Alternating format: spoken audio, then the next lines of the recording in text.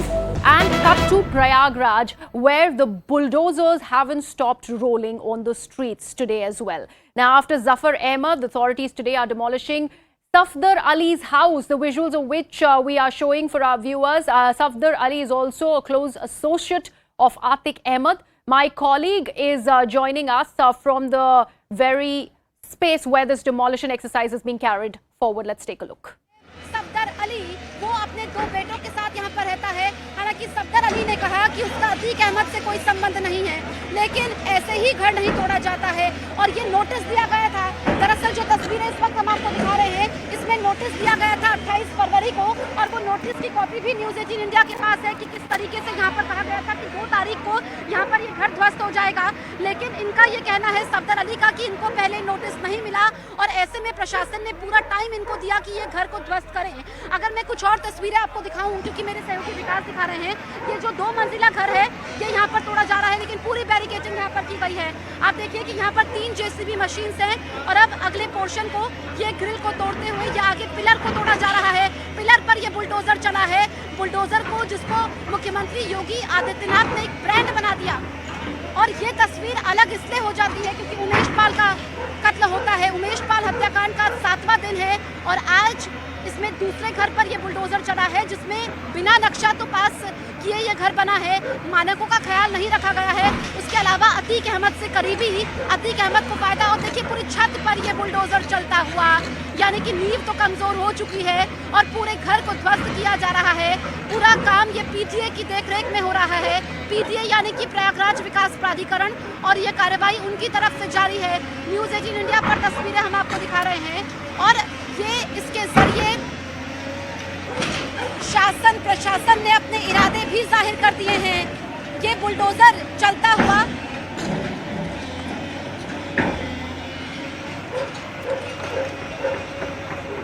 तो ये बुलडोजर चल रहा है, जहाँ पर देखिए किस तरीके से छत को यहाँ पर ये गिराया जा रहा है और ये न्याय का प्रतीक है। हम आपको सीधी तस्वीरें दिखा रहे हैं। ये सफदर अली का घर है जिस पर ये डंडा चला है। चाहे आप अतीक अहमद को आपने फायदा पहुंचाया, उन तक हथियार पहुंचाए, अब उस दुकान पर भी छानबीन होगी। पूरा गन हाउस है, एसएसए गन हाउस, यानी कि सफदर अली गन हाउस नाम से इनकी दुकान भी है। और ये सीधी तस्वीरें हम आपको दिखा रहे हैं क्योंकि उमेश पाल हत्याकांड होता है जिसमें अतीक अहमद का इन्वॉल्वमेंट है कि वो बंद तो साबरमती जेल में है, लेकिन डायरेक्ट इन्वॉल्वमेंट। और अब ये छत पर बुलडोजर चलता हुआ, ये तस्वीरें काफी ज्यादा अहम हो जाती है, जिसमें आप देखिए ये पूरे लेंटर छत को उठाया जा रहा है। ये तस्वीरें आप देख लीजिए, और तस्वीरें इसलिए खास हो जाती है क्योंकि ये जो बुलडोजर चला है ये अवैध अतिक्रमण के खिलाफ तो है ही, साथ ही अगर आप माफियाओं का साथ देंगे, और मेरे सहयोगी अमित भी हमारे साथ लगातार बने हुए हैं। अमित, एक तरफ तो अतीक अहमद का बेटा सरेंडर करेगा, दूसरी तरफ ये जो बुलडोजर चल रहा है, शासन प्रशासन ने अपने इरादे भी जाहिर कर दिए हैं इस कार्रवाई के जरिए।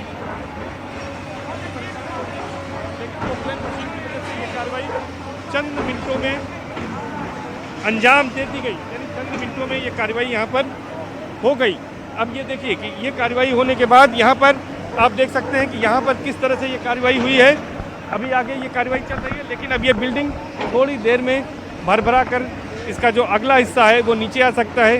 कार्रवाई ये जारी रहेगी, पूरे मकान को ध्वस्त करना है, लेकिन जो अगला हिस्सा है वो हम आपको दिखाएंगे कि अगला हिस्सा अब लगभग गिर चुका है। 2 मंजिली ये बिल्डिंग 250 वर्ग गज में बनी थी, 4 करोड़ इसकी कीमत, आलीशान मकान था 60 फीट रोड पर।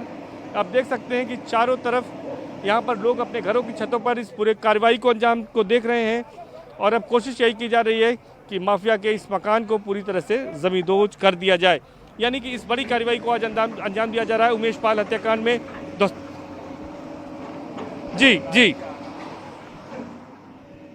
जी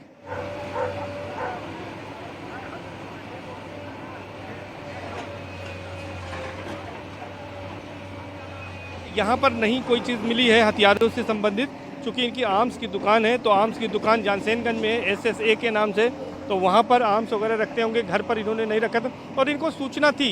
ये ज़रूर कह रहे थे सफदर अली कि उन्हें इस बात की सूचना नहीं थी, लेकिन जो हमको यहाँ से सूत्रों से पता लगा है कि इनको पूरी सूचना थी और इन्होंने मकान में काफ़ी सामान को पहले ही खाली कर दिया था, यानी सामान काफ़ी हद तक खाली हो चुका था। और उसके बाद आज यहाँ पर सामान खाली हुआ, तो यहाँ पर कोई ऐसी चीज़ें नहीं मिली है, क्योंकि दुकान है, जो कुछ भी होगा सब वहाँ पर होगा। हालांकि आरोपों से इनकार कर रहे हैं। इनका कहना है कि जो स्टॉक है वो सरकारी स्तर पर आता है, स्टॉकों की जांच कराई जा सकती है, उन पर किसी तरह का आरोप नहीं है।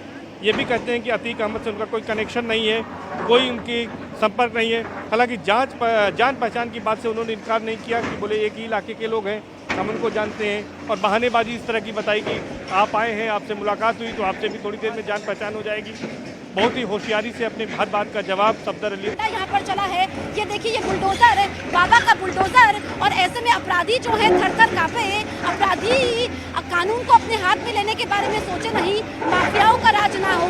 माफिया ये जो हरकतें करते आए हैं, अपने आशियाने बनाए हैं, लोगों का खून बहा करके, लोगों की जमा पूंजी ले करके उन तक ये मैसेज जाए, और प्रशासन ने अपने इरादे भी जाहिर कर दिए हैं। और ये देखिए, ये घर जो है, ये सिर्फ घर पर बुलडोजर नहीं चला है, ये उन तमाम अपराधियों पर भी बुलडोजर चला है, ये उन तमाम माफियाओं पर भी बुलडोजर चला है जो यहाँ पर गलत कामों में संलिप्त रहते हैं, जिनको राजनीतिक संरक्षण मिलता है। और जैसा कि बीजेपी ने कहा, मुख्यमंत्री योगी आदित्यनाथ ने कहा कि राजनीतिक संरक्षण मिला है। दरअसल अतीक अहमद, मैं आपको ये एरिया बताऊं जहाँ पर मेरी मौजूदगी है। दरअसल जो ये लेन है, अगर आप 10 साल पहले प्रयागराज आते तो यहाँ पर लोग अतीक अहमद के नाम से ही कांपते थे। कोई अतीक अहमद को अपना चाचा बताता था, कोई उनको अपना रिश्तेदार बताता था। ऐसे में अब जो ये कार्रवाई हुई है, ये लेन, और विकास आप वो तस्वीरें दिखाइए, क्योंकि जो व्यवस्था है वो कैसी है। एक तरफ बुलडोजर है, वो बैरिकेडिंग यहाँ पर की गई है, बैरिकेडिंग की गई है। विकास इस तरफ आप दिखाइए, ये भी बैरिकेडिंग की गई है। उधर यहाँ पर प्रयागराज नगर निगम की टीमें मौजूद है, यानी कि पूरी तैयारी की गई है। और किस तरीके से ये घर के सिर्फ एक हिस्से को नहीं तोड़ा जा रहा है, पूरे घर को यहाँ पर जमींदोज किया जा रहा है, पूरे घर को मिट्टी में मिलाया जा रहा है। ये पूरा प्रहार हुआ है, और ऐसे में जो भी अतीक अहमद के करीबी हैं, जो उस तक लाभ पहुंचाते आए हैं, उनकी कमर तोड़ने की कोशिश है कि उसके गैंग के नेटवर्क को तोड़ा जाए। जिस भी तरीके से, चाहे वो लॉजिस्टिक सपोर्ट मुहैया करवाते आए हों, पैसों की मदद करते आए हों, हथियार पहुंचाते आए हों, जिस भी तरीके से लाभ पहुंचाया और यहाँ पर कानून के आगे आए, सरकारी काम में बाधा डाली, प्रदेश का माहौल खराब करने की कोशिश की, उन तक ये बुलडोजर चलेगा, उन तक ये कार्रवाई होगी। और ये कार्रवाई हो भी रही है, क्योंकि ये देखिए, ये पूरी रस्सी यहाँ पर ये है, ये बैरिकेडिंग यहाँ पर की गई है, और ये जेसीबी मशीन है। हम भी ग्राउंड जीरो पर मौजूद हैं और तस्वीरें आप तक पहुंचा रहे हैं। आप देखिए कि ये पूरी लेन को यहाँ पर कवर किया गया है, पीएससी की मौजूदगी है। उधर आप देखिए, जो बड़े अधिकारी हैं वो मौजूद हैं, और अब पूरा घर यहाँ पर लगभग नेस्तनाबूद कर दिया गया है। कार्रवाई जारी है। न्यूज़ 18 इंडिया पर सबसे पहले सबसे बड़ी तस्वीर आज की हम आपको बता रहे हैं। कल जफर अली का घर टूटा था, आज घर टूटा है सफदर अली का। कल जानकारी ये है कि गुड्डू मुस्लिम का भी घर टूट सकता है, यानी कि एक एक करके ये बुलडोजर चल रहा है। ऐसा नहीं है कि ये बुलडोजर पहली बार चला है, इससे पहले भी बुलडोजर चले हैं, लेकिन इसलिए अहम हो जाता है क्योंकि उमेश पाल हत्याकांड, जिसके जरिए राज्य सरकार पर निशाना साधा गया, ये बोला गया कि राज्य सरकार की नाकामी है, लेकिन ये मैसेज दे दिया गया है। मैसेज इसके जरिए दिया गया है कि अगर आप कानून को अपने हाथ में लेंगे, जो शूटर्स वहाँ पर होते हैं, जो कि नकाब भी नहीं पहनते हैं, सबने वो तस्वीरें देखी। उमेश पाल जो कि सरकारी गवाह था, आप ये समझिए, जो दर्शक जुड़े हैं, दरअसल जिस केस में 6 हफ्ते में फैसला आने वाला था, उसके गवाह को मार दिया अतीक अहमद ने। लेकिन अब अतीक अहमद जेल में रो रहा है क्योंकि उसके करीबियों पर ये बुलडोजर चल रहा है। उसका बेटा आज सरेंडर करने वाला है, जैसे कि मेरे सहयोगी अमित सिंह बता रहे थे। तो ये जेसीबी मशीन से, और थोड़ा आगे अगर हम आए विकास, उस तरफ अगर हम जाएं, तो ये तस्वीरें हम दिखा रहे हैं। हम थोड़ा आगे आते हैं, मैं आपको दिखाती हूँ कि यहाँ पर व्यवस्था क्या है। इधर देखिए, ये बैरिकेडिंग की गई है। विकास आप दिखाइए, वो तस्वीरें आप दिखाइए। इधर यहाँ पर देखिए कि माहौल खराब ना हो, कोई असामाजिक तत्व यहाँ पर ना हो। पूरी यहाँ पर पुलिस की मौजूदगी है, उत्तर प्रदेश पुलिस की है। और पीछे आप देखेंगे वो बैरिकेडिंग यहाँ पर की गई है, वहाँ पर लोग मोबाइल से ये वीडियो भी बना रहे हैं। तो यानी कि जो पूरा इलाका है, इस पूरे इलाके को कवर किया गया है। पुलिस की मुस्तैदी है कि अगर कोई घटना होती है, बैरिकेडिंग यहाँ पर की गई है। और उधर ये तस्वीरें हम आपको 360 डिग्री दिखा रहे हैं कि कैसे इस घर के ध्वस्तीकरण का काम हो रहा है। यानी कि अब मलबे को हटाया जाएगा, उसके बाद आगे की कार्रवाई होगी। और सुबह से देरी इसलिए हुई है क्योंकि 11 बजे तो यहाँ पर टीमें पहुँच गई थी। कार्रवाई इसलिए नहीं हो पाई क्योंकि यहाँ पर घर से सामान नहीं ले जाया जाता। अब उधर मैं आपको दिखाती हूँ। और देखिए, ये बैरिकेडिंग, यहाँ पर जो एक्स्ट्रा फोर्स यहाँ पर है, ये पूरी बैरिकेड्स यहाँ पर किए गए हैं। यानी कि, और अगर हम पीछे तक जाएं, विकास इधर से अगर आप दूर से वो एंगल दिखा पाएं, तो देखिए कि पूरा प्रशासनिक अमला यहाँ पर मौजूद है, एसडीएम खुद यहाँ पर मौजूद है, और ये बैरिकेडिंग की गई है। एक बार फिर से मैं आपको आज की ये कार्रवाई की तस्वीरें, इधर से हम आपको ये तस्वीरें दिखा रहे हैं। अब देखिए ये जफर अली का घर जो कि मिट्टी में मिल चुका है, जमींदोज हो चुका है, ध्वस्त हो चुका है। इस घर की पूरी सूरत बदल दी गई है।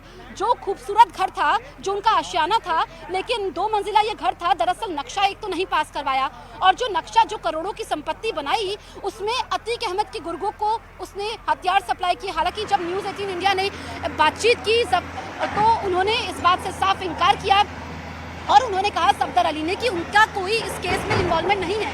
अब देखिए ये पूरी कार्रवाई यहाँ पर करते हुए बड़ी ही सावधानी से, अगर विकास साहब दिखाएंगे ये पूरे एरिया को आप देखेंगे, उधर मीडिया के कैमरे हैं और इधर से ये एक और जेसीबी मशीन है, यानी कि एक जेसीबी मशीन इस वक्त लगी हुई है, 3 जेसीबी मशीन यहाँ पर मौजूद हैं। और यहाँ पर सावधानी से अगर हम देखेंगे तो ये अब पूरा लेंटर नीचे आ चुका है। इसके बाद मलबे को हटाया जाएगा और फिर आगे की कार्रवाई की जाएगी। ये सबसे पहले न्यूज़ 18 इंडिया पर तस्वीरें हम आपको दिखा रहे हैं। Let me bring in my colleague Pranshu Mishra, who's also joining us on the broadcast. Pranshu, it was Zafar Ahmed's house yesterday. Today it's Safdar Ali's. The UP government is amply clear that this is the way that they are going to crack down on mafias in the state.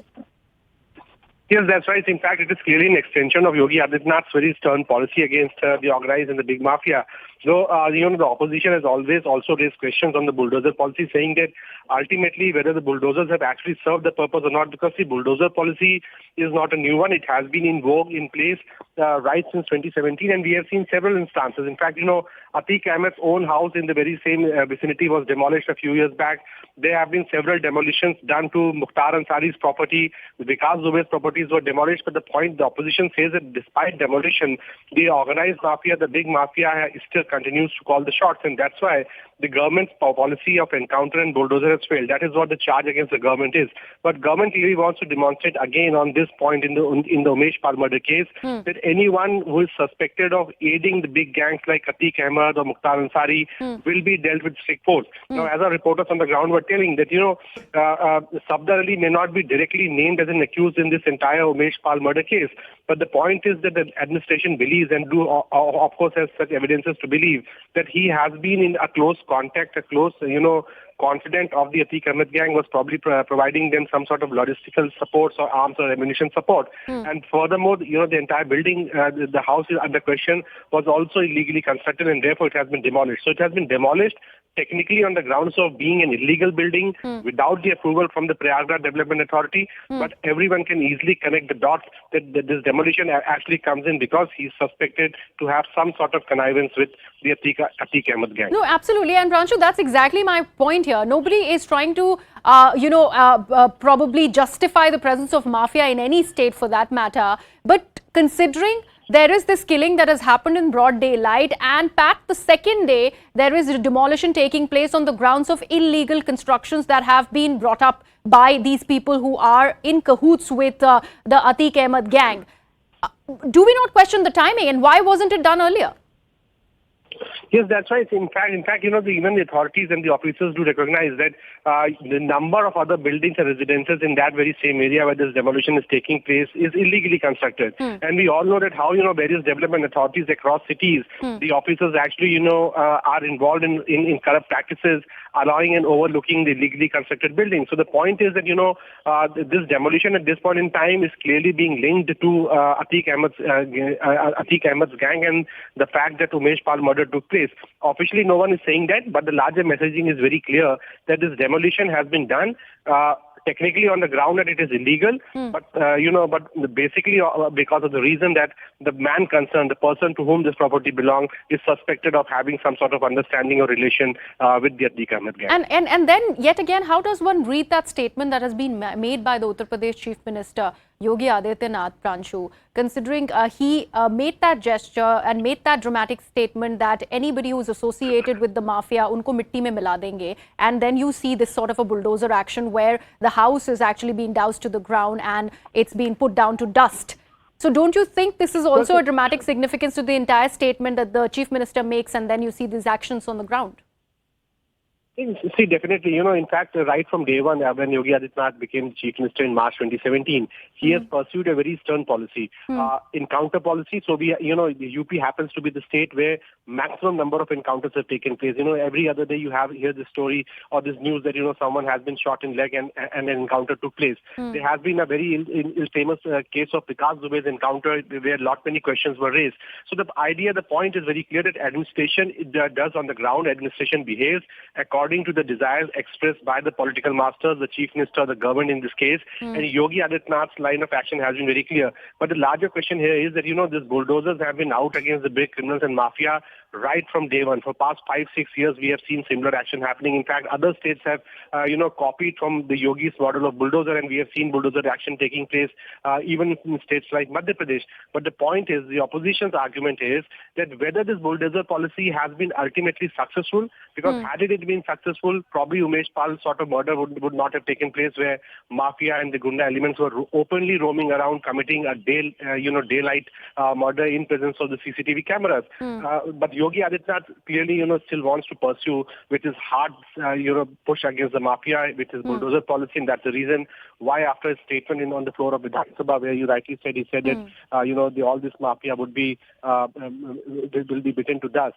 We again see the bulldozers coming out. So ultimately, what is happening on the ground there is clearly an expression of the hard deal which Yogi government wants to offer to the organized mafia in the state. Right, Pranshu, thank you so much. And the larger question also remains, and like Pranshu was also mentioning, that if this particular model of justice, which is the bulldozer justice of Yogi Adityanath, if it is legitimized like this and you see these actions, then what is the need for the courts in the country is also the critical analysis of this entire action that we see happening in Uttar Pradesh. However, it is indeed a crackdown on mafia presence in the state, and this is the Chief Minister's way of responding to it. At least that's what the allegation and that's what the linkages are being drawn to. We leave it at that. We'll come back to the story as and when we have more updates. Right now, what we're doing is slipping into a very short break. Coming right back.